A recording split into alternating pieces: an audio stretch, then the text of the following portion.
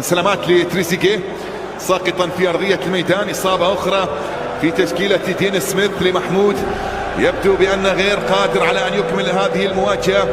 نتمنى بحول الله أن لا تتسبب في ابتعاده كثيرا. محمود حاليا أخذ الثقة، بدأ يأخذ مكانه أساسيا في تشكيلة سميث لاعب المواجهات الماضية. على حظك العاثر، يبكي لأنه قد يضطر للوداع في مباراة، ويبكي يريد الاستكمال، يريد كتابة التاريخ، يريد الحدث، ولكن هذه هي الإصابة، صعب جدا أنه يكمل. المؤكد أنه حتى لو يبقى سيلعب تقريب واقف، سيلعب على كرة أو اثنين.